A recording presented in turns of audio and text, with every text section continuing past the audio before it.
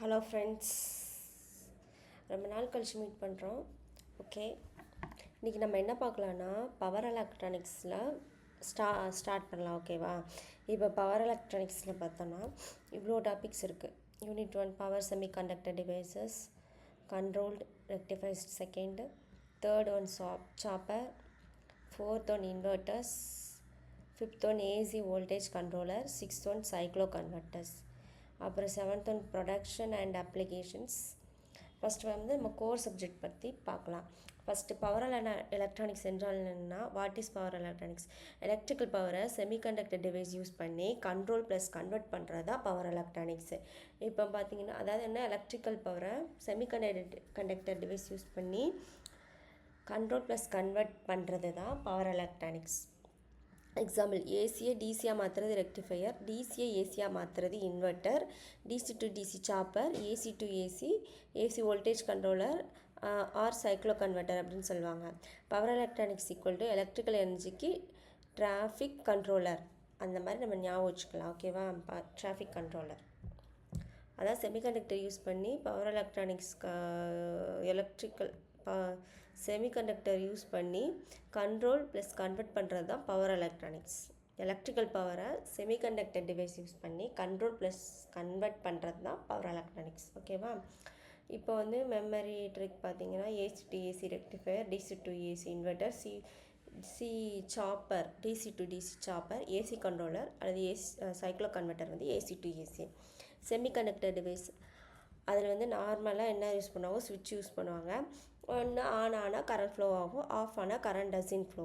Power semiconductor device இதையே very fast plus high power லெவலாக செய்கிறது. அதான் பவர் செமிகண்டக்டர் டிவைஸ் வந்து இந்த ஆன் ஆஃப் கண்டிஷனாக வெரி ஃபாஸ்ட்டாக அப்புறம் ஹை பவர் லெவலில் செய்யுது.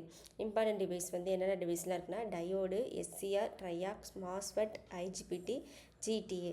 இப்போ டயோட்னா என்னென்னா அது வந்து ஒரு டைரக்ஷன் மட்டும் கரண்ட் ஃப்ளோ ஆகும், ஒன் வே வால்வு மாதிரி. இப்போ எஸ்சிஆர்னால் சிலிக்கன் கண்ட்ரோல் ரெக்டிஃபையர், இதில் வந்து கேட் இருக்கும். டயோடில் வந்து ஆன் ஆஃப் கண்டிஷன் மட்டும் தான் இருக்கும். ஆனால் எஸ்சிஆரில் வந்து அப்படி கிடையாது. எஸ்சிஆரில் வந்து கேட்டு ஆன் ஆஃப் மூணு டெர்மினல் இருக்கும். இதில் வந்து கேட் இருக்குன்னு சொல்லியிருப்பாங்க. கேட் பல்ஸ் கொடுத்தா எஸ்சிஆர் ஆன் ஆகும். எஸ்சிஆர் கேட் மூலம் நார்மலி ஆஃப் பண்ண முடியாது, கரண்ட் குறையாக தான் வைக்க முடியும்.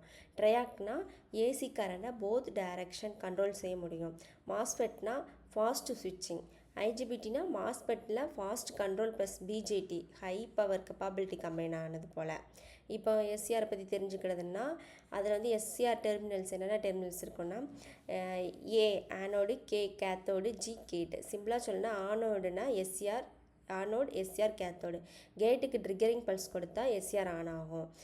அதில் வந்து அதே மாதிரி 2 டேர்ம்ஸ் யூஸ் பண்ணுவாங்க, லேட்சிங் கரண்ட் அப்புறம் வந்து ஹோல்டிங் கரண்ட். லேட்சிங் கரண்ட்னா எஸ்சிஆர் ஆன் ஆகிறதுக்கு தொடர்ந்து கொடுக்க வேண்டிய மினிமம் கரண்ட்டை தான் லேட்சிங் கரண்ட்டும்பாங்க. ஹோல்டிங் கரண்ட்னா எஸ்சிஆர் ஆன் ஆனோடனே உள்ளே வந்து மெயின்டைன் ஆக வேண்டிய மினிமம் கரண்ட்டை ஹோல்டிங் கரண்ட்னு சொல்லுவாங்க. யூஸ்வலி ஹோல்டிங் கரண்ட்டை விட லேட்சிங் கரண்ட் வந்து அதிகமாக இருக்கும். லேட்சிங்னா ஆன் ஆக லேக் ஆகும் கரண்ட்டு ஆன். ஹோல்டிங்னா ஆன் ஆக ஹோல்டு பண்ணும் கரண்ட்டு. ரெக்டிஃபையர்னா ஏசியை டிசியாக கன்வெர்ட் பண்ணுறது ரெக்டிஃபையர். எக்ஸாம்பிள், ஃபோன் சார்ஜில் 230 வோல்ட் ஏசி ரெக்டிஃபையரு அதை வந்து டிசியாக கன்வெர்ட் பண்ணும். Types, uncontrolled rectifier diode use, output control செய்ய முடியாது. கண்ட்ரோல் ரெக்டிஃபையர்னா SCR thyristor use. So diode வந்து ஒரு அன்கண்ட்ரோல் ரெக்டிஃபையர். கண்ட்ரோல் ரெக்டிஃபையர்னால் யாருன்னா எஸ்சிஆர் தைரிஸ்டர் யூஸ் பண்ணுவாங்க. அவுட்புட் வோல்டேஜ் கண்ட்ரோல் செய்ய முடியும். அன்கண்ட்ரோல் ரெக்டிஃபையரில் வந்து அவுட்புட் வோல்டேஜை கண்ட்ரோல் பண்ண முடியாது. ஃபயரிங் ஆங்கிள் ஆல்ஃபா, எஸ்சிஆருக்கு கேட் ஃபல்ஸ் எப்போதும் கொடுக்குறோம் என்பதனால அதை ஃபயரிங் ஆங்கிள் = ஆல்பா என்று சொல்கிறோம். ஆல்பா இன்க்ரீஸ் செஞ்சால் ஜென்ரலி என்ன நடக்கும்னா ஆவரேஜ் அவுட்புட் வோல்டேஜ் வந்து கம்மியாகும். So alpha increase VDC voltage வந்து குறையும். Very important. சாப்பர்னா டிசி டு டிசி, ஒரு டிசி வோல்டேஜை இன்னொரு கண்ட்ரோல்டு டிசி வோல்டேஜாக மாற்றும். எக்ஸாம்பிள், ஒரு டிசி வோல்டேஜை சாப்பர்னா டிசி டு டிசி தான், ஒரு டிசி வோல்டேஜை இன்னொரு கண்ட்ரோல் டிசியாக மாற்றும், வோல்டேஜாக மாற்றும். 48 வோல்ட் டிசியை சாப்பரில் கொடுத்து 24 வோல்ட் டிசியாக மாற்றும். இது ஒரு ஹை ஸ்பீட் ஸ்விட்ச் மாதிரி. ஸோ டிசியை டிசியாக கன்வெர்ட் பண்ணும், அவ்வளோதான். Duty cycle D = T(on/T). For ideal step down சாப்பரில் வந்து V0 = dVs, டியூட்டி சைக்கிள் இன்க்ரீஸாக இருந்ததுன்னா அவுட்புட் வோல்டேஜும் இன்க்ரீஸாக இருக்கும். இந்த இன்வெர்ட்டர்னால் டிசியை ஏசியாக கன்வெர்ட் பண்ணி கொடுக்கும். எக்ஸாம்பிள் பேட்டரி வந்து டிசி, அதை இன்வெர்ட்டர் கொடுத்து அதை வந்து ஏசியாக கன்வெர்ட் பண்ணி கொடுக்கும். அப்ளிகேஷன் வந்து எங்கன்னா யூஸ் பண்ணுறோன்னா UPS solar system, AC drives, emergency power system. விஎஸ்ஐனா voltage source inverter, input source equal to voltage source. CSIனா current source inverter, input source equal to current source.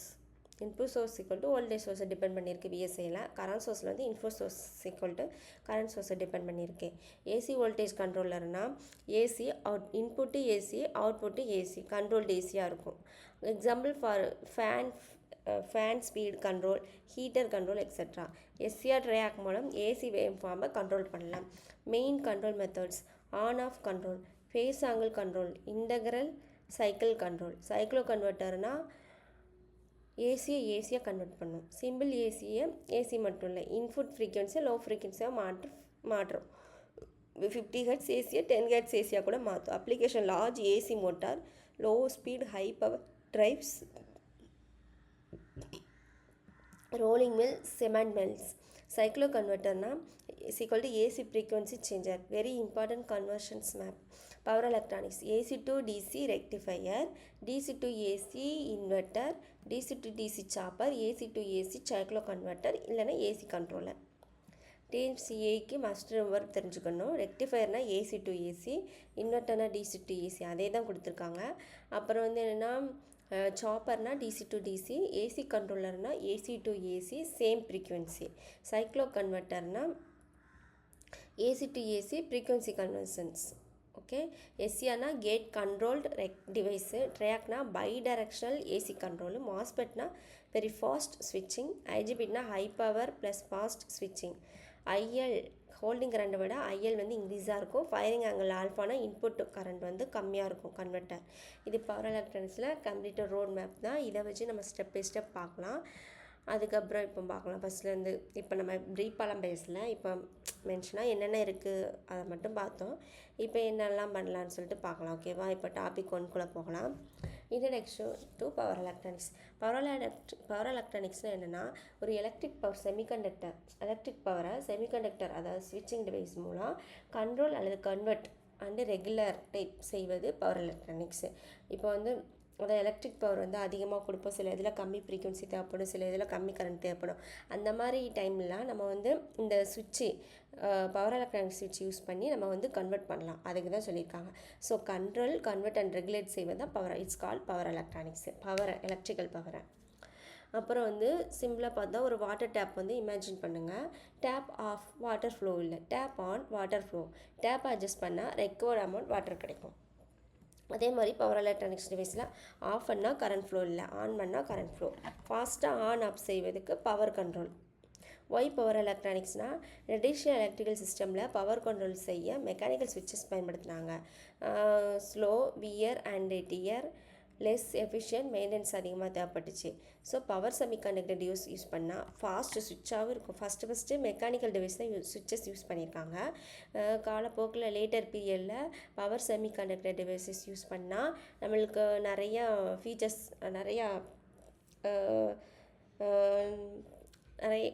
நம்மளுக்கு நிறைய கொஞ்சம் கண்ட்ரோல் ஆகிருக்கும். என்னென்னா ஃபாஸ்ட் ஸ்விட்சிங்காக இருக்கும். இப்போ உடனே ஆன் பண்ணி ஆஃப் பண்ணிடலாம். அப்புறம் வந்து ஹை எஃபிஷியன்சி, மெயின்டெனன்ஸ் வந்து லெஸ்ஸாக இருக்கும். அப்போ compact size, precious control. Size சின்னதாக இருக்கும். மெக்கானிக்கல் ஸ்விட்சஸ்னால் அது கொஞ்சம் சைஸ் பெருசாக கூட இருக்கலாம். லெஸ் எஃபிஷியன்ட், அதெல்லாம் மெயின்டெனன்ஸ் வந்து அங்கே அதிகமாக இருக்கும். இங்கே வந்து அந்தளவு இல்லை.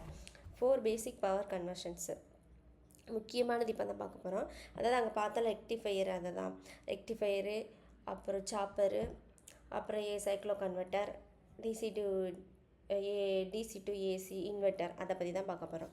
இப்போ ரெக்டிஃபையர்னால் ஏசி டு டிசி, அதான் ரெக்டிஃபையர். ஃபார் எக்ஸாம்பிள் இப்போ 230 வோல்ட் ஏசி, அதாவது ஏசி இருக்குது, அதை ரெக்டிஃபையர் பண்ணும். எப்படி? டிசியாக கன்வெர்ட் பண்ணி கொடுக்கும். ஃபோன் சார்ஜரில் ஏசி வோல்டேஜ் கொடுத்து அதை வந்து டிசியாக கன்வெர்ட் பண்ணி கொடுக்கும்.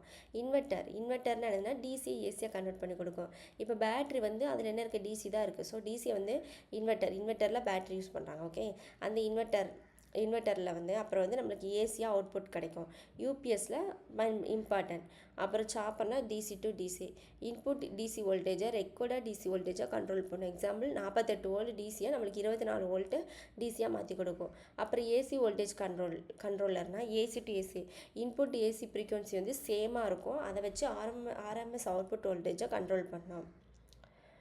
AC fan speed control cyclo கன்வெர்ட்டர்னா ஏசி டு ஏசி. ஆனால் இங்கே வந்து என்னென்னா இங்கே வந்து ஃப்ரீக்வன்சியை வந்து அட்ஜஸ்ட் பண்ணும், கன்வர்ஷன் பண்ணும். இப்போ 50 ஹெர்ட்ஸ் ஏசி கொடுத்தோம்னா 10 ஹெர்ட்ஸ் ஏசி கிடைக்கும். Cyclo converters equal to AC frequency converter. அப்புறம் ஈசி மெமரி ட்ரிக் அதே தான் சொல்லியிருக்காங்க. Rectifier, inverter, chopper, AC controller.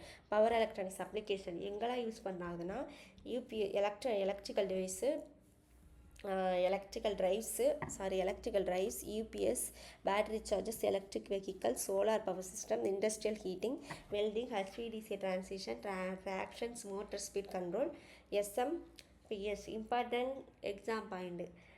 Power electronics mainly deals with power diode, power semiconductor device, ஸ்விட்சிங் plus power conversions, control, regulate அதெல்லாம் அந்த பாயிண்ட்ஸ்க்கெலாம் deal பண்ணுறாங்க. Important டிவைஸ்னால் power diode, SCR, triac, diac, GTO, MOSFET, IGBT, power GBT இதெல்லாமே சுவிட்சஸ் தான். ஓகேவா? புதுசாக இருக்குன்னு யோசிக்காதீங்க, எல்லாமே சுவிட்சஸ். இதிலேருந்து நம்ம ஒரு 1 mark. Power electronics mainly deals with the conversions control of of course எதுக்கு யூஸ் பண்ணுறோம்? Electrical power. ஆப்ஷன் கொடுக்கலாமா?